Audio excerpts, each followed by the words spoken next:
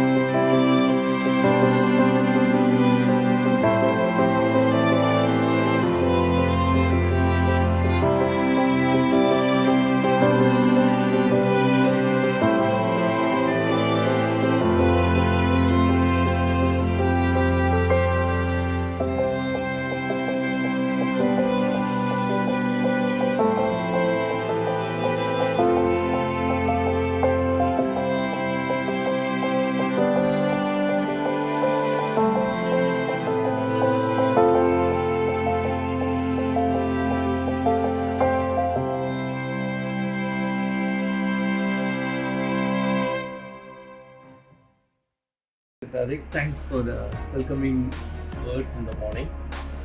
It's a pleasant surprise for me to come and sit and have this interview, which I never expected. So it's always a pleasure to come and meet you in CLRI, and we all know how much you have been inspirational for me when I studied here, and people like me when they do courses here in CLRI. So in that aspect, thanks again to you. So in terms of CLARKS, we restarted our sourcing operations in India when I joined in 2009, where we were sourcing less than 1 million pair. At that point, India's sourcing was the biggest challenge for CLARKS. So slowly we put things together, and we recruited very competent, dedicated, passionate team working for us tirelessly, where we managed to grow the business from less than 1 million pair to 8 million pairs pre-COVID. Now, after the COVID, we are set to source 10 million pairs in coming year. So the industry has been great support for us, particularly for the group. They came along with us in a completely out-of-box thinking, dynamic, dedicated and reciprocated to our all challenges and demands. In terms of product, when we started, we were sourcing only the black shoes, and we call it Men in Black shoes.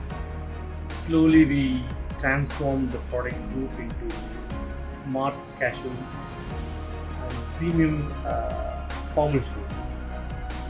While we build the capabilities in terms of shoe finishing, we also build the capabilities to make different kind of constructions, different kind of finishes, variety of leathers, and we all know India is good in leathers, and how we converted that into a product is a significant team effort, I would say. So having said that, we all know the world is moving towards athleisure. Now we are transforming our product from smart casual formals to athleisure also. So Suresh, what are your impressions about these comfort casuals from CLARKS?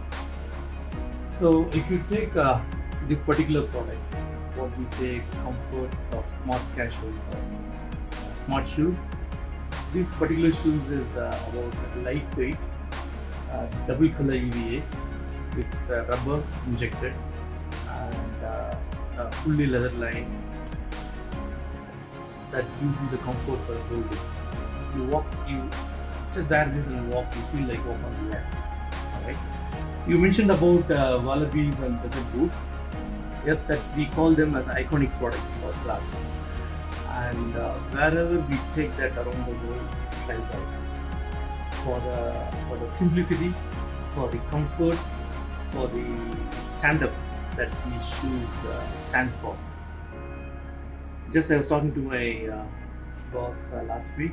Hopefully, we will start sourcing that shoes, the original desert boot from India, very soon.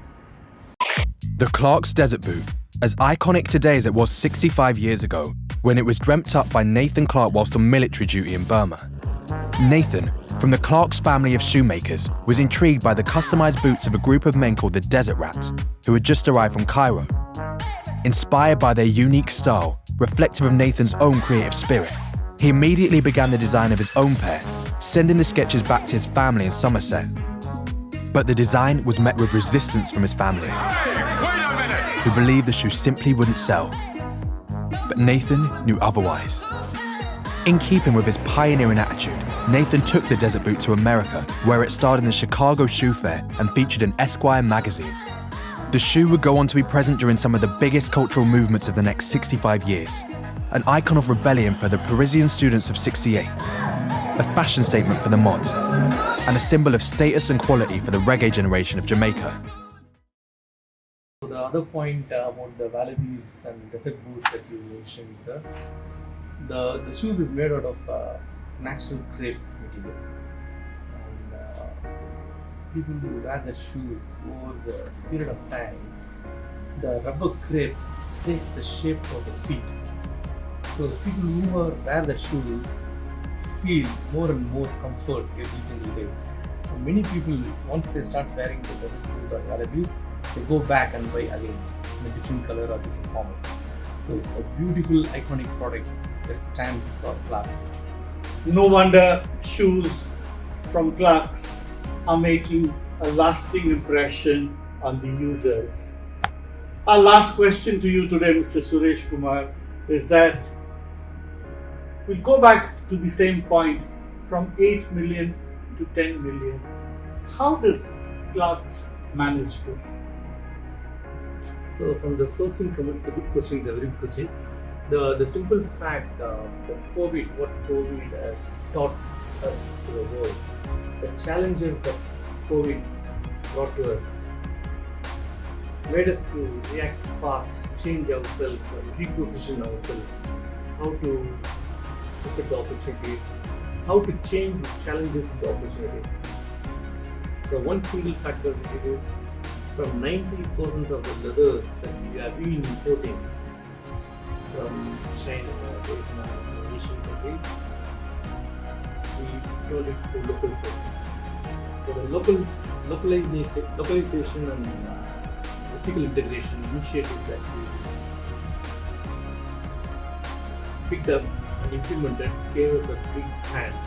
In today's world, we have a huge challenge in container buildings. Raw materials are not going to be countries for canneries to make. When the leathers are ready, then we are not able to ship the leathers out of the canneries.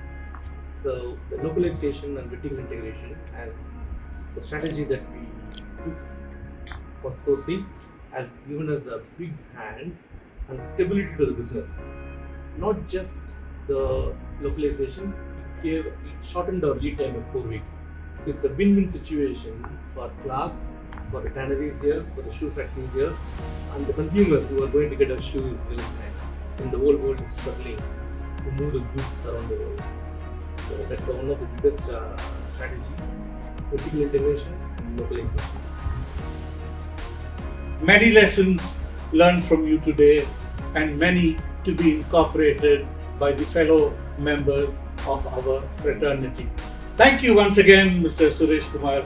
It was wonderful talking to you, and we hope to air this very soon. Thank you. Thank you, Mr. Sadiq. Thanks for the welcoming to the studio today and the surprise that you gave me today. Thanks again.